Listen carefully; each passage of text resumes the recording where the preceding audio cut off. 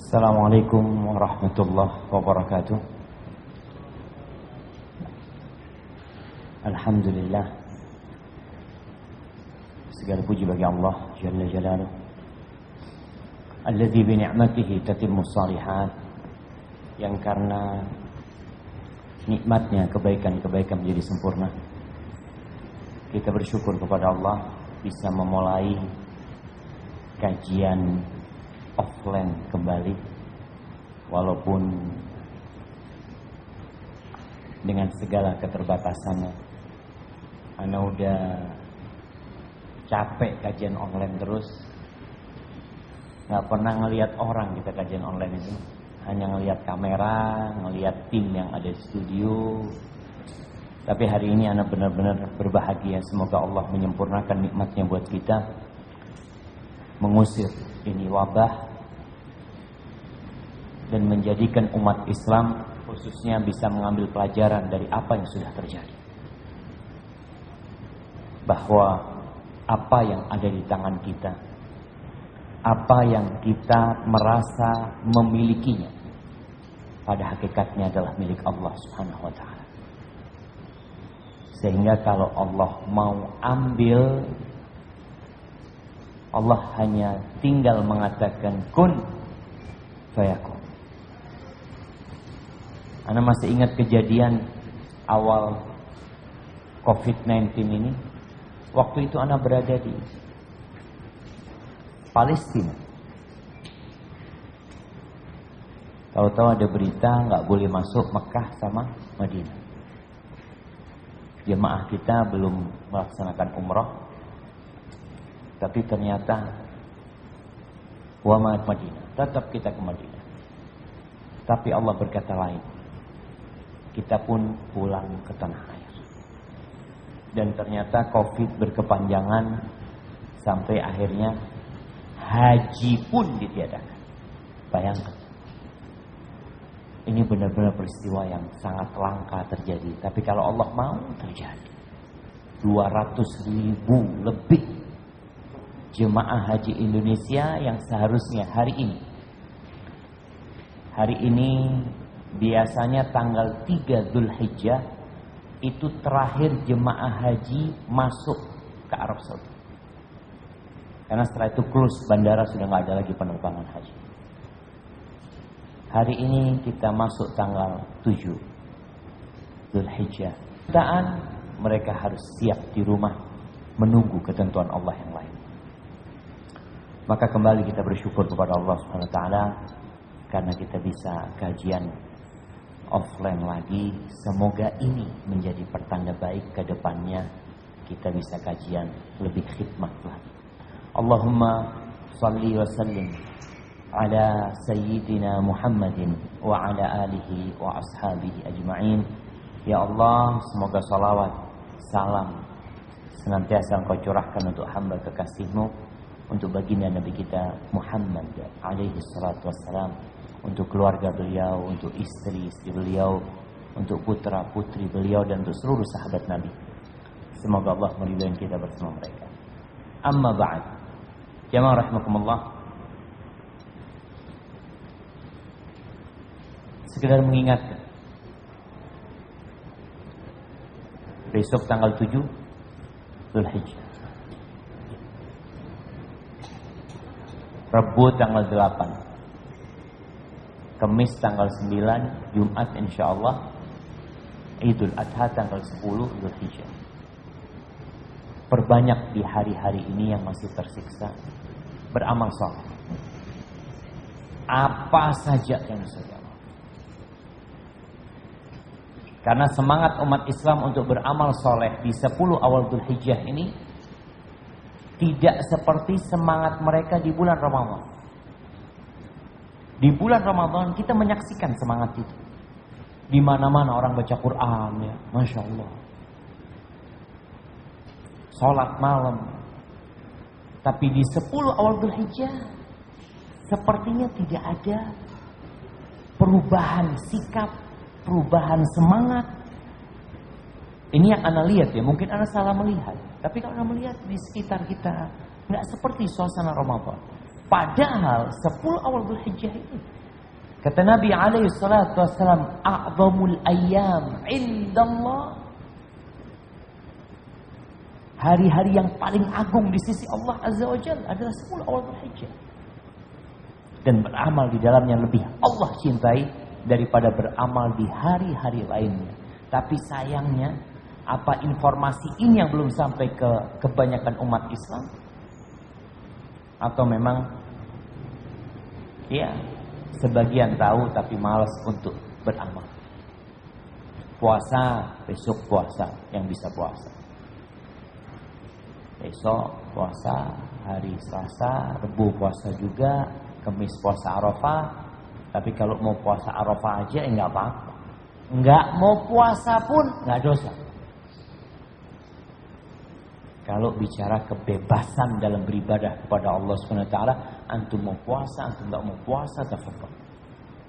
Karena memang bukan kewajiban. Kita berbicara tentang kehormatan, kemuliaan, derajat yang tinggi yang Allah berikan. Kita berbincang tentang cinta Allah Azza wa Jalla. Yang kata Allah dalam sebuah hadis qudsi, Jalla Jalaluh, "Wa ma taqarraba ilayya 'abdi bi syai'in ahabba ilayya mimma aftaradtu 'alaihi." Tidak ada amalan yang aku cintai hambaku mendekatkan dirinya kepadaku lebih daripada yang aku telah wajibkan kepada dia. Wa ma yazalu yataqarrabu 'abdi ilayya bin nawafil hatta uhibbah. Tapi ada di kalangan umat Islam ini yang terus mendekatkan dirinya kepadaku dengan amalan-amalan yang dianjurkan, tidak diwajibkan. Enggak wajib. Kalau kita mau bicara kurban nanti, wajib apa sunnah Ustaz? Jumhur mengatakan sunnah, muakkadah, enggak wajib. Antum enggak mau kurban enggak apa-apa. Tapi kita bicara cinta. Begitu pula puasa Arafah. Enggak ada yang mengatakan wajib. Antum mau puasa, tafadhol. Enggak mau puasa, silahkan urusanmu. Tapi di situ ada cinta Allah Azza wa Jalla buat orang-orang yang berpuasa. Yang kata Nabi alaihi salatu wasallam, "Ahtasibu an yukaffirallah." Aku berharap puasa Arafah itu menghapuskan dosa tahun lalu dan tahun depan. Yang mau dihapuskan dosa, yang enggak mau ya silahkan. Ahibati billah. Ya, ini adalah kajian pertama pembukaan daurah kita yang dicanangkan oleh P3M STD Imam Syafi'i, di mana insyaallah 12 hari ke depan atau 14 hari kita kajian ini. Ya, 12 hari ke depan kita akan mengkaji tentang 10 sahabat yang dijamin masuk surga. Mulai dari Abu Bakar As-Siddiq, kemudian besok juga tentang Abu Bakar As-Siddiq karena panjang cerita Abu Bakar. Kemudian mungkin setelah itu berbicara tentang Umar bin Khattab radhiyallahu anhu. Kita 14 hari atau 12 hari ya? 14 hari ya? Iya, kayaknya tentang khalifah yang 4 itu dua kali insyaallah. Baik. Kenapa kita perlu berbincang tentang 10 sahabat yang dijamin masuk surga? Kok itu yang diangkat temanya? Kita ini di masa orang-orang itu suka mengikuti orang yang sukses.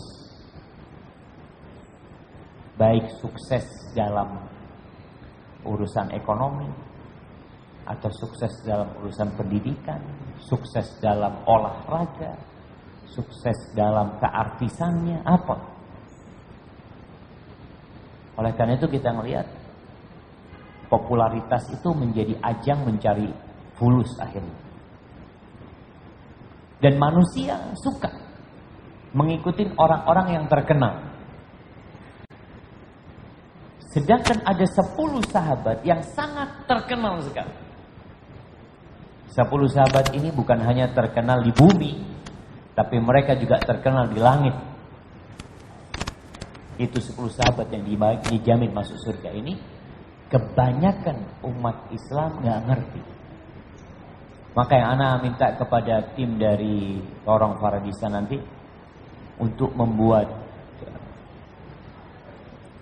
apa istilahnya eksperimen, menanyakan kepada masyarakat, tahu nggak mereka dengan 10 sahabat yang dijamin masuk surga? Tanyakan kepada mereka. Ini kadangkala tuh anak-anak SMA, anak-anak kuliah ditanya nggak tahu. Coba tanyakan artis Indonesia yang paling banyak followernya umpamanya di IG, dia tahu, dia akan sebutkan.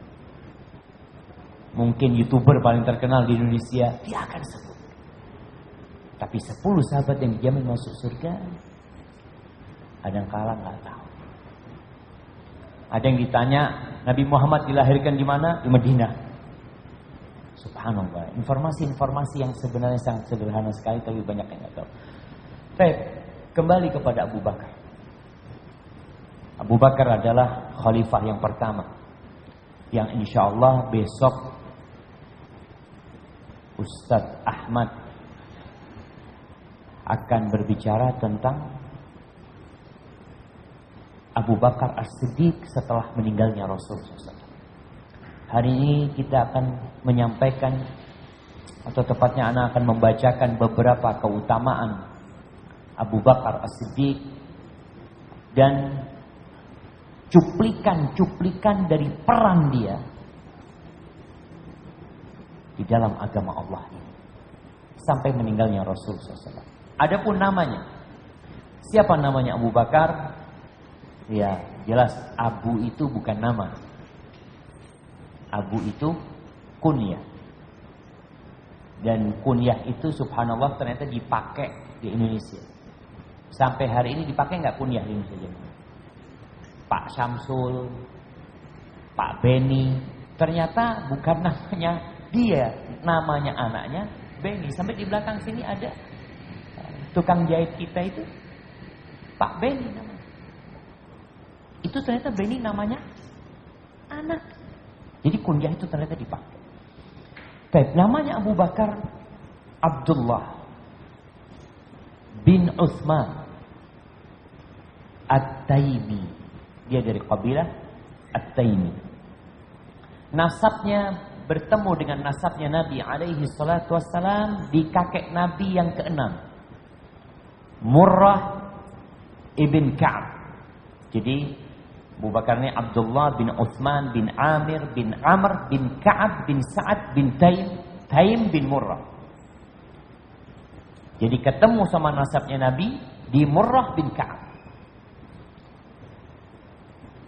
Dia dikunyai dengan Abu Bakar, padahal anaknya nggak ada yang namanya Bakar.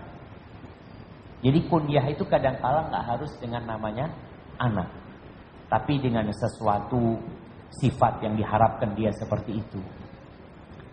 Ada kayak Abu Hurairah radhiyallahu anhu, apakah nama anaknya Hurairah? Bukan.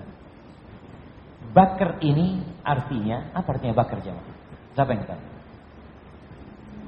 Karena kalau di Indonesia Abu Bakar itu ya Abu yang dibakar itu. Itu Abu Bakar kata mereka. Apa maknanya Bakar? Disebutkan Bakar itu al-fati minal ibil.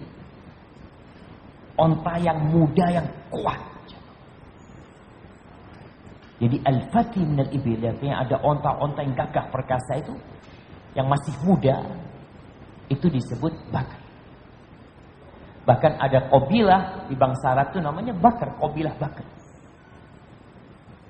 Nisbat kepada onta.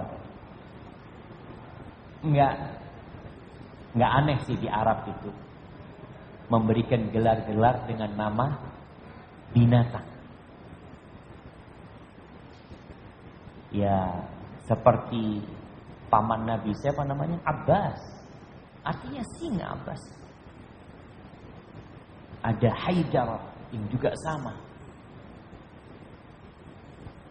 Ada mungkin yang pernah dengar perawi hadis Ibnu Abi Dhi'ib. Ibnu Abi Dhi'ib. Ibnu itu artinya apa? Anak. Abi bapak. Dhi'ib serigala. ibnu anak bapaknya serigala, Abu Dhi'b. Jadi itu hal yang biasa di sana. Fahad artinya juga singa, Asad orang menamakan seperti itu. Baik. Adapun gelar, kalau itu kunyahnya Abu Bakar Siddiq radhiyallahu anhu, maka Abu Bakar seorang sahabat yang memiliki banyak gelar, tapi yang paling dikenal adalah As-Siddiq. Itu yang insyaallah kita semua tahu. Ada gelar lain Al-Atiq ya. Adapun As-Siddiq, siapa yang memberikan gelar As-Siddiq? Rasulullah SAW, bukan orang. Berdasarkan hadis yang diriwayatkan oleh Al-Imam Bukhari, ketika Rasulullah SAW naik ke Gunung Uhud. Kenapa Anda sampaikan yang memberikan gelar As-Siddiq adalah Nabi Muhammad SAW sendiri? Karena kita tahu orang-orang Syiah sangat membenci Abu Bakar. Bahkan mereka mengklaim Abu Bakar murtad setelah meninggalnya Nabi alaihi salatu wassalam. Nih gelar yang diberikan As-Siddiq ini adalah Nabi alaihi salatu wassalam yang memberikan. Ketika Nabi naik ke Gunung Uhud, beliau naik ke gunung itu bersama Abu Bakar, bersama Umar, bersama Utsman. Mereka berempat. Farajafa bihi. Gunung itu bergetar. Dinaikin 4 orang ini terjadi gempa, gerak gunung tersebut. Faqal uthbut Uhud. Lalu Nabi berkata kepada gunung itu, diam wahai Uhud. Fa innama 'alaika nabiyyun wa siddiqun wa syahidan. Yang di atasmu ini tiada lain kecuali seorang nabi bersama Siddiq, bersama 2 syahid. Siapa yang mati syahid? Umar sama Utsman. Dua-duanya mati terbunuh. Abu Bakar tidak. Nabi memberikan gelar Siddiq. Apa yang membuat Abu Bakar mendapatkan gelar As-Siddiq? Karena Abu Bakar tidak pernah ragu-ragu sedikit pun dengan dakwah Nabi Muhammad SAW. Beliau selalu percaya dengan apa yang disampaikan Rasul SAW. Sampai-sampai di satu peristiwa Nabi SAW bercerita kepada para sahabatnya, dan di majlis itu tidak ada Abu Bakar, nggak ada Umar juga. Nabi cerita tentang nanti akan ada, bukan nanti akan ada kejadian di mana seorang penggembala kambing mengembala kambing, tahu-tahu ada serigala yang menerkam salah satu dari kambing. Maka dibantu ini kambing sehingga terlepas dari serigala. Lalu serigala itu berbicara kepada penggembala ini, gimana engkau nanti ketika ada suatu hari yang mengembala kambing itu aku, hanya aku sama kambing itu. Para sahabat heran. Mereka mengatakan, "Dhi'bun yatakallam, ya Rasulullah, serigala bisa bicara." Kata Nabi SAW, aku percaya, Abu Bakar percaya, dan Umar percaya. Padahal di sana nggak ada Abu Bakar dan nggak ada Umar. Ini menunjukkan tentang bagaimana sikap Abu Bakar mempercayai semua yang disampaikan Nabi SAW, karena Nabi wa ma yantiqu 'anil hawa. Kemudian yang menjadi peristiwa terbesar mungkin yang disaksikan oleh penduduk Mekah, peristiwa Isra Mi'raj.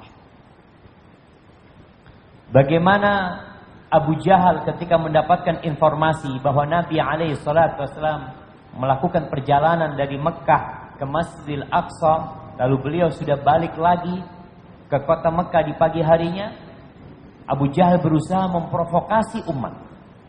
Bahkan ada sebagian umat Islam yang murtad pada waktu itu.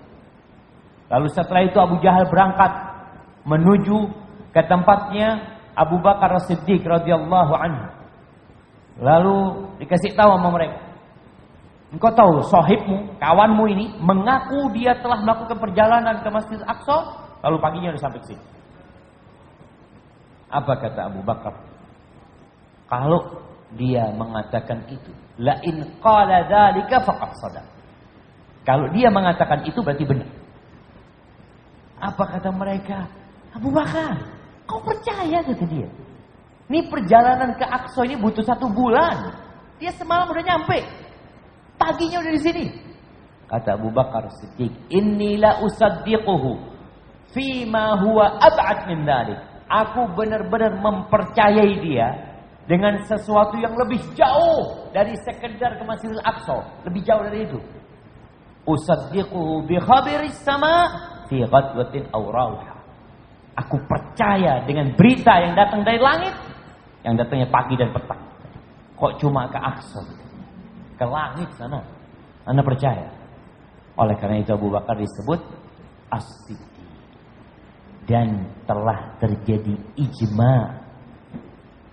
Makanya kalau ada orang-orang Syiah yang berusaha untuk membuat tuduhan-tuduhan palsu tentang Abu Bakar Siddiq, umat sudah ijma bahwa dia adalah As-Siddiq radhiyallahu taala anhu. Di mana dilahirkan Abu Bakar Siddiq? Siapa namanya Abu Bakar? Abdullah bin Uthman. Abdullah bin Uthman At-Taimi. Abu Bakar ini dilahirkan tentunya di kota Mekah. Kapan dilahirkannya?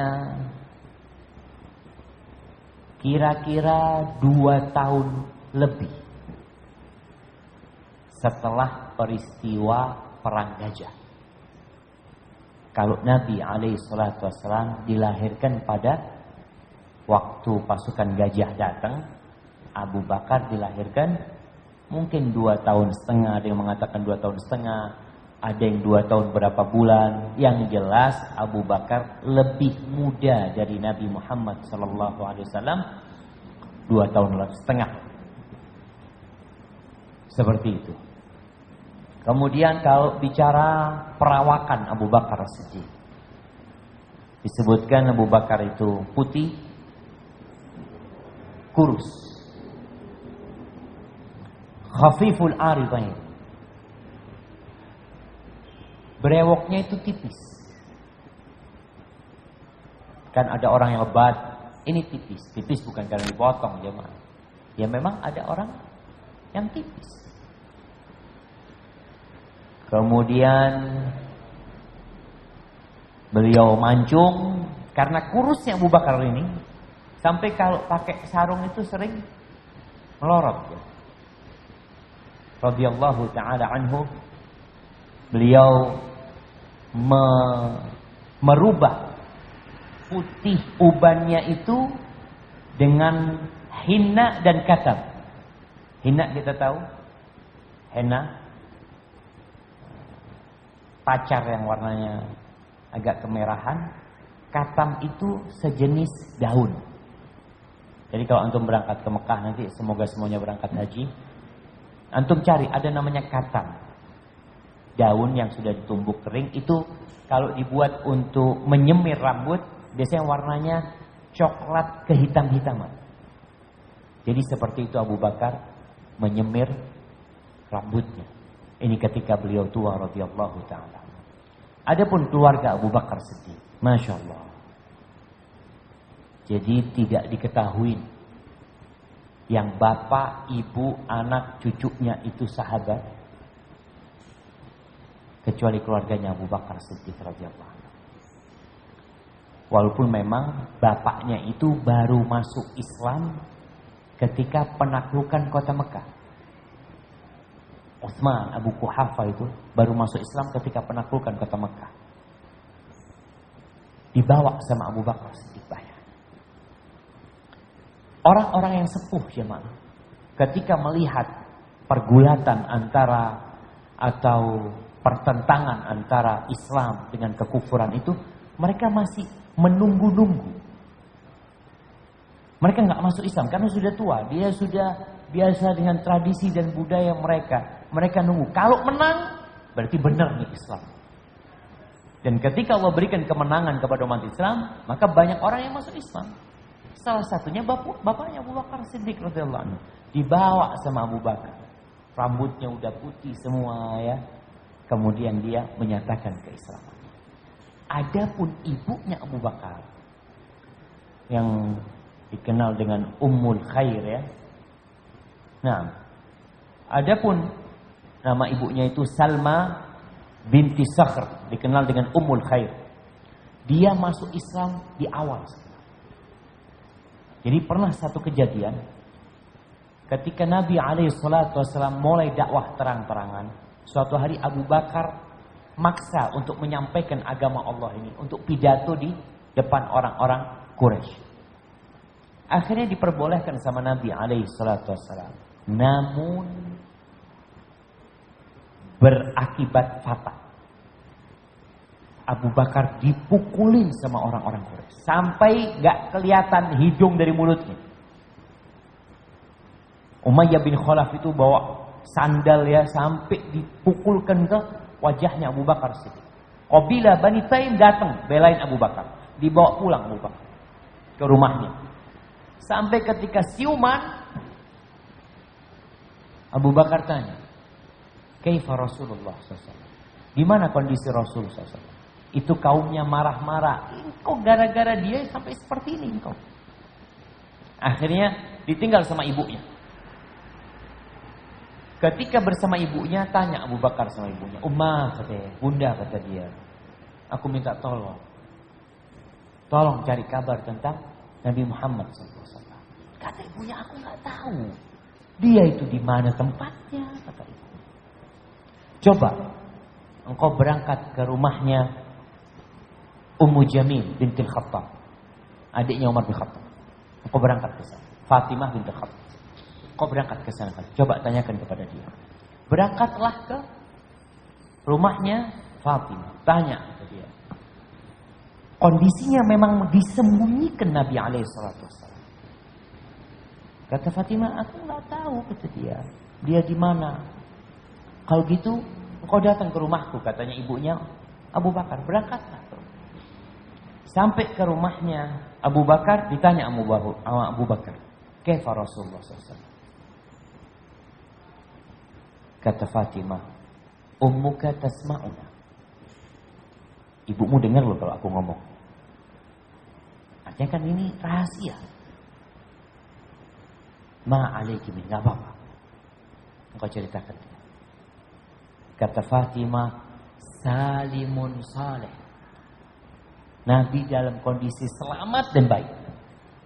Salimun saleh. Enggak apa-apa Nabi SAW. Dia ada di rumahnya Al-Arqam ibn Abil Arqam. Di riwayat itu diceritakan akhirnya Abu Bakar minta dibawa ke sana. Dibawalah Abu Bakar ke sana bersama ibunya. Digandeng sama berdua ini. Sama Fatimah bersama ibunya. Sampai sana ya dipeluk Abu Bakar, diciumin sama para sahabat dan Nabi SAW juga gembira melihat kondisi Abu Bakar. Lalu Abu Bakar minta kepada Nabi SAW untuk mendoakan ibunya dan untuk mendakwain ibunya kepada Islam. Dan di situ ibunya Abu Bakar masuk Islam radhiyallahu taala anha. Jamaah rahimakumullah, adapun istri-istrinya Abu Bakar punya 4 istri. Jadi kalau sahabat itu yang punya 1 istri itu jarang. Istrinya 4, 3, 2. Kalau kita yang punya 1 istri kadang-kala sulit. Karena banyak yang gak kawin-kawin. Nunggu, Masya Allah ya. Iya. Yang pertama, Qutailah binti Abdul Uzza. Ini istrinya Abu Bakar Siddiq radhiyallahu anhu. Diperselisihkan keislaman dia. Dia ini ibunya Abdullah bin Abu Bakar dan ibunya Asma. Kita tahu Asma sama Aisyah ini beda ibu. Qutailah binti Abdul Uzza akhirnya diceraikan oleh Abu Bakar Siddiq radhiyallahu taala anhu dan Abu Bakar menikah dengan Ummu Ruman. bintu Amir bin Uwaimir. Ini ibunya siapa? Ibunya Aisyah. Jadi Asma sama Aisyah beda ibu. Ini ibunya Aisyah dan ibunya Abdurrahman bin Abu Bakar. Kemudian, dan subhanallah, Abu Bakar di masa itu satu istri. Sejak hijrah itu istrinya satu, Ummu Ruman, ibunya Aisyah radhiyallahu anha. Kapan menikah yang kedua? Abu Bakar menikah kedua setelah perang Mu'tah. Perang Mu'tah. Iya. Ketika Nabi SAW mengutus 3 sahabat menjadi komandan yang meninggal semuanya. Siapa? Ja'far bin Abi Thalib. Kemudian Zaid bin Harithah. Lalu Abdullah bin Rawahah. Mereka meninggal. Abu Bakar menikahi istrinya Ja'far. Jadi ketika Ja'far meninggal dunia, Abu Bakar menikahi Asma binti Umais bin Abdul bin Ma'bad bin Al-Harith. Dia ini istrinya Ja'far yang berangkat hijrah bersama Ja'far kemana? Ke Habasyah ya. Kemudian balik ke kota Madinah atau hijrah ke kota Madinah. Ketika meninggal dunia Asma ini, suaminya meninggal dunia, akhirnya dinikahi oleh Abu Bakar Siddiq radhiyallahu taala. Dan nantinya setelah meninggalnya Abu Bakar Siddiq, Asma ini dinikahi oleh Ali bin Abi Thalib radhiyallahu taala anhu.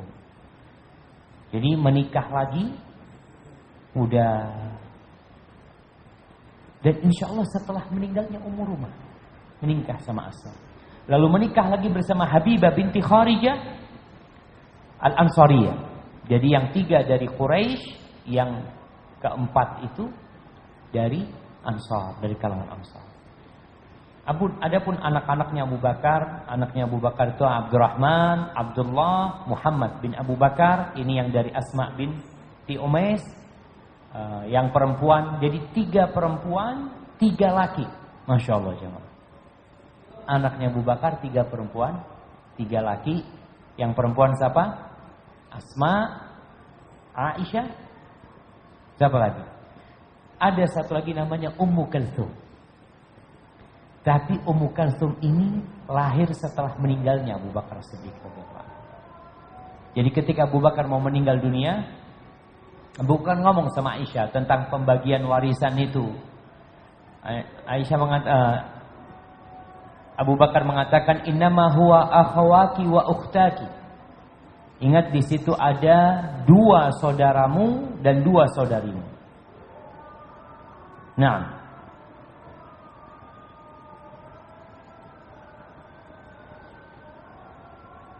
iya, Abdullah bin Abu Bakar itu meninggal dunia di masa pemerintahan Abu Bakar Siddiq. Jadi meninggal ketika bapaknya masih hidup. Jadi yang tersisa adalah Abdurrahman bin Abu Bakar dan Muhammad bin Abu Bakar. Maka Abu Bakar mengatakan kepada putrinya Aisyah, Aisyah, warisan itu ingat 2 saudarimu, 2 saudaramu. Maka Aisyah tanya, ya abata, kalau 2 saudaraku aku tahu, terus saudariku yang satunya mana, kata dia. Dia tahu Asma bersama dia. Maka Abu Bakar mengatakan, qala dzu batn bintun Kharijah atau bintu Kharijah qad ulqiya fi khaladi annaha jariyah. Itu yang ada di perutnya Kharijah itu kok dalam pikiranku itu perempuan itu. Maka ingat, berikan warisan kepada dia juga. Ini berkaitan dengan anak-anaknya Abu Bakar Siddiq radhiyallahu taala. Bagaimana masuk Islamnya Abu Bakar Siddiq? Ternyata Abu Bakar ini sosok yang memang sudah mencari agama. Sebelum diutusnya Nabi SAW, Abu Bakar itu sering berkumpul sama Al-Hunafa. Jadi ada orang-orang di kota Mekah itu yang mereka sebelum diutusnya Nabi SAW tidak mau melakukan kesyirikan.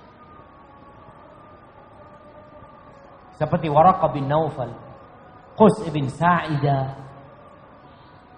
Itu mereka orang-orang kalau melihat Zaid ibn Amr bin Nufail, melihat orang-orang sedang menyembah berhala, dia bingung. Sampai kalau melihat ada orang Arab yang mau membunuh anak perempuannya hidup-hidup, diambil sama mereka. Udahlah, gak usah kau bunuh, kau berikan kepadaku, biar aku rawat anakku. Nanti kalau udah besar, engkau mau ambil lagi, tafadhol engkau ambil. Maka Abu Bakar itu tidak pernah minum khamar di masa jahiliyah. Abu Bakar tidak pernah mengusap-ngusap berhala di masa jahiliyah. Karena dia memang Allah berikan fitrah yang bersih. Sehingga tatkala Nabi alaihi salatu wassalam berdakwah kepada Abu Bakar, tanpa ragu-ragu Abu Bakar langsung menerima.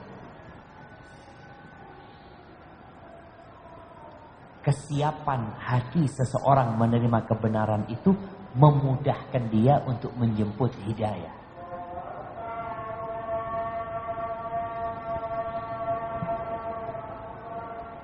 Allah. Belum? Masya Allah. Baik. Jadi ketika didakwain Abu Bakar langsung masuk Islam. Dan setelah itu Abu Bakar memiliki kawan-kawan. Jadi Abu Bakar ini terkenal sebagai orang yang alim dengan nasab. Jadi orang-orang kalau mau tanya nasab-nasab itu sama Abu Bakar sih. Ilmu nasab ini mungkin salah satu keistimewaan Islam. Perhatian sama nasab. Oleh karena itu nggak ada adopsi anak, kemudian anaknya dinasabkan kepada yang mengadopsi, nggak ada. Tetap nasabnya kepada orang tuanya. Kemudian Abu Bakar ini terkenal dengan perniagaannya. Kalau bicara bisnis, maka dia punya banyak relasi yang itu pun menjadi sarana Abu Bakar mendakwai mereka. Siapa Utsman bin Affan? Ya sahibnya Abu Bakar dalam urusan bisnis. Siapa Abdurrahman bin Auf? Ya sahibnya Abu Bakar dalam urusan bisnis. Siapa Sa'ad bin Abi Waqqas? Teman bisnis. Talha bin Ubaidillah, ya kawan-kawan mereka.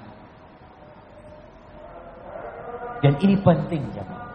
Antum ini kadang-kala pedagang, tapi sama sekali nggak ada nilai dakwahnya kepada kawan-kawan. Yang ngaji cuma antum yang ngaji. Apa nggak bisa antum tarik sahib-sahib antum ini? Seperti yang dilakukan Abu Bakar Siddiq radhiyallahu. Bayangkan tuh sahabat-sahabat yang dijamin masuk surga, 5 dari mereka itu atas dakwah Abu Bakar Siddiq. Kemudian Abu Bakar ini juga menjadi tempat mengadunya orang-orang. Selain ilmunya, selain dia juga baik hati, dia juga kaya raya. Biasalah kalau orang kaya baik hati itu biasanya banyak yang dekat. Dan itu menjadi sarana Abu Bakar mendakwai. Ahibbatillah, kembali kepada Islamnya Abu Bakar Siddiq radhiyallahu ta'ala anhu. Ya, Allah mengatakan innaka la tahdi man ahbabta walakin Allah yahdi man yasha. Kita itu nggak akan bisa memberikan hidayah kepada orang yang kita cintai. Tapi Allah memberikan hidayah kepada siapa yang Allah kehendaki. Nanti kita akan lihat kenapa ya yang masuk Islam kok Abu Bakar, kok bukan pamannya, kok bukan sepupu-sepupu Nabi yang lebih dulu masuk Islam. Hadil hidayah. Karena ada orang jemaah yang berusaha membaca sejarah menggunakan logika dia, lalu dia mengomentari, bukan mengomentari, mengkritisi perbuatan Allah Subhanahu wa taala. Seperti mereka, kenapa kok nabinya Nabi Musa? Kok bukan Fir'aun yang jadi nabi? Kalau Fir'aun kan jadi nabi, insya Allah semuanya orang Mesir langsung masuk Islam. Karena dia raja, dia punya kekuatan. Ini ada yang bertanya seperti itu. Karena bicara Allah a'lamu haitsu yaj'alu risalata. Sebagaimana orang-orang musyrikin pernah mengkritisi, kenapa yang jadi nabi kok Muhammad sallallahu alaihi wasallam? Kok dia yang jadi nabi? Kok bukan orang lain yang jadi nabi? Ada orang-orang yang lebih hebat dari Nabi Muhammad sallallahu alaihi wasallam. Maka tatkala kita membaca sejarah, ya kita ceritakan seperti ini sejarahnya, kejadiannya. Yang masuk Islam lebih dulu bukan paman Nabi Abu Thalib, bukan Abu Lahab paman Nabi SAW, bukan Hamzah, bukan Abbas. Mereka masuk Islam. Dua paman Nabi masuk Islam. Tapi tidak di awal dakwah Nabi alaihi salatu wassalam. Barakallahu fiik. Nah, tafadhal.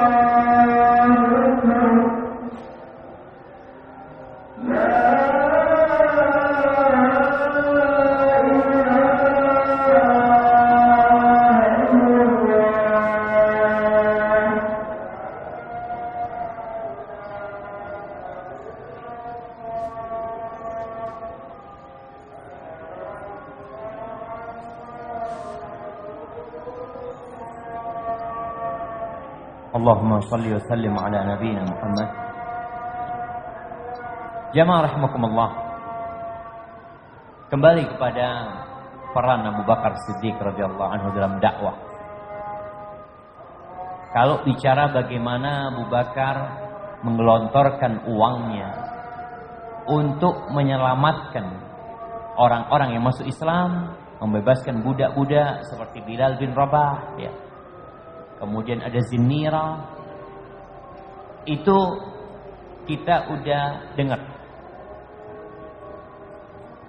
Tapi ada satu keutamaan Abu Bakar yang mungkin sebagian kita ini nggak dengar, karena kalau ngelihat perawakannya Abu Bakar kurus, ya. Ternyata Abu Bakar ini asja'un nas, orang yang paling pemberani. Sampai Ali bin Abi Thalib pernah beliau berpidato di hadapan pengikut. Karena kita tahu di masa Ali bin Abi Thalib ada sedikit perpecahan di tubuh umat Islam, sehingga Ali bin Abi Thalib berada di Kufah, Muawiyah bin Abi Sufyan berada di Damaskus. Terjadi ada dua kekuatan besar. Ali pernah berceramah kepada mereka. Beliau mengatakan, "Ya ayuhan nas, man asja'un nas?" Wahai umat manusia, siapakah orang yang paling pemberani? Apa kata orang-orang? Anta ya amirul mu'minin. Engkau wahai amirul mu'minin. Maka Ali mengatakan, amma inni ma barazani ahadun illan tasaftu minhu. Ya, kalau bicara aku tidak pernah perang tanding dengan seseorang kecuali aku mengalahkan dia. Kalau bicara aku, kata. Dalam sejarah perang tanding Ali bin Abi Thalib, mulai dari perang Badar, Khaybar, perang-perang yang lainnya, semua yang menghadapi Ali tewas. Radhiyallahu ta'ala anhu. Ali menyebutkan, kalau bicara perang ya, walakin huwa Abu Bakar. Tapi kalau mau bicara siapa orang yang paling pemberani, Abu Bakar, bukan aku. Lalu Ali bercerita, inna ja'alna li Rasulillah sallallahu alaihi wasallam arisha. Pada saat peperangan ya, kita bikin buat Nabi sallallahu alaihi wasallam sebuah tempat Nabi untuk melihat dari atas kondisi orang-orang yang sedang berperang, seperti ketika perang Badar. Faqulna man yakunu ma'a Rasulillah sallallahu alaihi wasallam li alla yahwi alaihi ahadul musyrikin. Siapa yang akan dampingi Nabi alaihi salatu wassalam? Engkau tahu siapa yang dampingi Nabi? Abu Bakar. Enggak ada yang mendekat ke sana kecuali Abu Bakar yang pegang pedang untuk menghadapi orang-orang tersebut. Fahada asja'un nas. Ini orang yang paling berani. Belum selesai ceritanya. Walaqad ra'aitu. Aku pernah melihat, kata Ali bin Abi Thalib, Rasulullah sallallahu alaihi wasallam wa akhadathu Quraisyun fahada yuhadduhu wa hada yutaltiluhu. Aku pernah melihat Nabi alaihi salatu wasallam diserang oleh orang-orang Quraisy. Ada yang jamba, ada yang mukulin Nabi alaihi salatu wasallam. Apa kata Ali? Wa yaquluna anta ja'altal alihata ilaha wahidah. Engkau yang hendak menjadikan Tuhan-Tuhan yang banyak itu satu Tuhan. Apa kata Ali? Fa wallahi ma dana minhu ahadun illa Abu Bakar. Demi Allah, pada waktu kejadian itu di Mekah, tidak ada satupun dari para sahabat Nabi yang mendekati Rasul SAW kecuali Abu Bakar. Abu Bakar datang, dorong orang ini, mukul orang ini, narik orang ini, menyelamatkan Nabi alaihi salatu wassalam. Dan Abu Bakar ketika itu mengatakan, wailakum ataktuluna rajulan an yaqula rabbi Allah. Apakah kalian mau membunuh seseorang yang mengatakan rabbi Allah? Ali menjelaskan itu. Enggak ada yang berani mendekat. Siapa yang memberani? Abu Bakar Siddiq radhiyallahu anhu. Thumma rafa'a Aliun burdatan kanat alaih. Lalu cerita Ali, setelah menceritakan itu, Ali mengangkat kain yang dia pakai kemudian menutupi wajahnya, lalu Ali menangis. Setelah Ali menangis, Ali mengatakan kepada orang-orang tersebut, anshudukumullah au unshidukumullah amu'minu ali fir'aun khairun amhu. Aku mau tanya sama kalian, demi Allah aku tanya sama kalian, apakah orang yang beriman dari kalangan Fir'aun, ada yang beriman yang berusaha menyelamatkan Nabi Musa alaihissalam, yang menyembunyikan keimanannya, dia lebih utama apa Abu Bakar Siddiq? Orang-orang pada dia. Lalu Ali mengatakan, fawallahi la sa'atun min Abi Bakar. Demi Allah, sesaat, 1 jam milik Abu Bakar khairun min mil'il ardi min mu'mini ahli Fir'aun. Itu lebih baik daripada sepenuh bumi ini isinya orang beriman seperti keluarga Fir'aun. Dzaka rajulun yaktumu imanahu. Itu orang menyembunyikan keimanannya. Wa hadza rajulun a'lana imanahu. Tapi Abu Bakar seorang yang mengumumkan keimanan dia. Jadi ternyata Abu Bakar kurus-kurus tapi jagoan jemaah. Jadi orang berani itu nggak harus badannya gede. Jadi kalau kita melihat orang badannya gede, oh pasti pemenangnya, belum tentu. Yang membuat orang jadi berani itu adalah iman. Kemudian Abu Bakar Siddiq radhiyallahu anhu pernah sempat mau hijrah dari kota Mekah karena tidak tahan digangguin beribadah. Sampai akhirnya sempat hijrah, tapi ada yang memberikan jaminan keamanan buat Abu Bakar, Ibn Daghinna. Tapi setelah itu Abu Bakar dapat persyaratan. Kalau engkau mau tinggal di Mekah, mau beribadah, boleh. Tapi kalau sholat nggak boleh di luar rumah. Sholat nggak boleh keras-kerasan. Suaranya udah di rumahmu sendiri beribadah. Di sini kita tahu kapan disyariatkan hijrah. Ketika kita tidak dapat menampakkan keislaman kita, maka disyariatkan hijrah dari negeri tersebut. Abu Bakar awalnya ialah dia sholat di dalam rumahnya ya. Lama kelamaan nggak kuat dia. Dia ingin menunjukkan keislaman dia. Dan kalau Abu Bakar sedang sholat ya, baca Quran dengan suara keras, orang-orang itu datang dengerin bacaan Abu Bakar Siddiq radhiyallahu anhu. Sampai akhirnya Abu Bakar hijrah bersama Nabi alaihi salatu wasallam. Peristiwa hijrah bersama Nabi alaihi salatu wasallam ini peristiwa yang agung dan salah satu kekhususan Abu Bakar dipilih menjadi sohibnya Nabi. Ali bin Abi Thalib, na'am. Kita tahu bagaimana peran dia dalam peristiwa hijrah. Dia tidur di atas ranjangnya Nabi alaihi salatu wasallam. Ketika pemuda-pemuda nungguin di luar rumah dengan pedang terhunus untuk membunuh Nabi alaihi salatu wasallam. Nabi keluar dari rumahnya, berangkat ke rumahnya Abu Bakar. Peristiwa itu, hijrah itu terjadi tanggal 27 Safar. Tahun ke-13 kenabiannya. Atau masuk tahun ke-16 kenabian nanti. Nabi masuk ke dalam gua. Gua Thur. Bagaimana ketika Nabi mau masuk ke dalam gua, Abu Bakar mengatakan, ya Rasulullah tunggu dulu. Itu lubang-lubang yang ada dalam gua disumpal sama Abu Bakar. Dibersihkan gua itu, diamankan buat Rasul. Ada banyak riwayat tentang Jabal Thur atau Gua Thur itu sendiri. Bagaimana Abu Bakar Siddiq disebutkan memasukkan kakinya ke salah satu lubang. Karena sumpalannya udah habis. Akhirnya penghuni atau pemilik lubang itu menyengat Abu Bakar Siddiq radhiyallahu anhu. Sampai Abu Bakar menangis menahan sakitnya. Dan Nabi alaihissalatu wassalam tidur di pangkuan Abu Bakar radhiyallahu ta'ala. Kemudian dalam perjalanan hijrah dari gua tersebut menuju ke kota Madinah.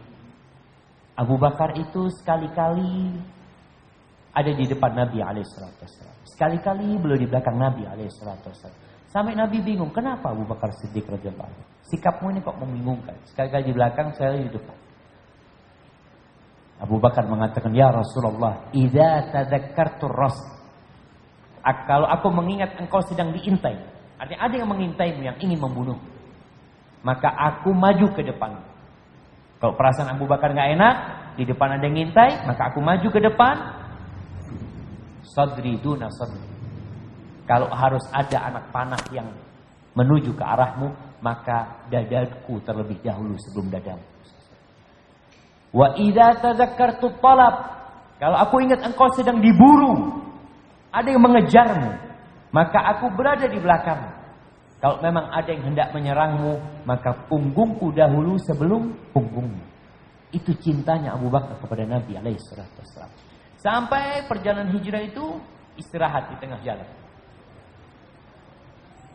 Perjalanan hijrah ini, jamaah, tidak di jalannya kafilah. Karena kalau di jalan umum akan ketemu sama orang-orang. Maka Nabi SAW bersama Abu Bakar ngupah orang untuk cari jalan lain, jalannya lebih jauh. Di situ ada batu besar, dan ketika panas terik itu ada bayangan. Maka mereka akhirnya istirahat di bawah batu. Nabi tidur. Tahu-tahu ada pengembala kambing yang datang bersama kambing. Mereka juga cari naungan di bawah batu tersebut. Abu Bakar tanya, ada susunya? Ada. Boleh aku perah? Boleh. Apa? Diperaslah sama Abu Bakar Siddiq. Ketika sudah susunya udah diperas, dibawa nih, Nabi sedang tidur. Dan biasanya orang Arab itu kalau mau meres susu, wadahnya ada yang dari batu, disiram air dulu biar dingin. Soalnya susu itu anget ketika keluar dari apa ya jemaah? Dari tempat susunya itu. Akhirnya dibawa ke Nabi SAW, Nabi terjaga. Diberikan susunya sama Nabi SAW. Abu Bakar nggak minum. Abu Bakar haus, sama Nabi juga haus sallallahu alaihi wasallam. Apa cerita Abu Bakar radhiyallahu anhu? Fasyariban Nabiyyu sallallahu alaihi wasallam hatta raditu. Akhirnya Nabi SAW minum dari susu tersebut sampai aku yang puas. Abu Bakar haus loh jemaah. Apa yang menyebabkan Abu Bakar merasa kenyang? Tatkala orang yang dia cintai menikmati. Jadi Abu Bakar subhanallah, kita lihatlah dalam kondisi kehidupan kita jemaah. Seorang ibu kalau punya anak nangis-nangis, sedih dia. Dia gendong anak. Kalau anaknya tidur, siapa yang senang? Ibunya yang senang. Padahal yang tidur anaknya, ibunya belum tidur. Itu adalah cinta. Dan Abu Bakar Siddiq benar-benar menunjukkan kecintaan dia kepada Nabi SAW sampai akhirnya ke kota Madinah. Perjalanan hijrah itu banyak pelajaran. Sesampainya di kota Madinah, orang-orang Madinah itu nggak tahu mana Nabi Muhammad SAW. Yang belum pernah jumpa sama Nabi SAW. Ada sahabat-sahabat yang pernah Bai'atul Aqabah pertama, Bai'atul Aqabah kedua, mereka pernah berjumpa sama Nabi SAW. Tapi sisanya nggak pernah jumpa. Sehingga ketika melihat Abu Bakar dan Nabi SAW masuk ke kota Madinah, mereka pikir Abu Bakar itu Nabi. Karena lebih tua gitu perawakannya. Tapi ketika ada terik matahari, Abu Bakar itu membuka selendangnya untuk menaungi Rasul sallallahu alaihi wasallam. Ketika itu orang-orang pada tahu ini Nabi Muhammad sallallahu alaihi wasallam. Karena Nabi Muhammad itu nggak beda sama dalam pakaian jemaah ya. Sehingga orang-orang Badui itu kalau masuk ke Masjid Nabawi, apa yang dia tanyakan? Aina Muhammad? Mana yang namanya Muhammad? Kata dia. Karena dia udah pakaiannya sama dengan pakaian yang lainnya.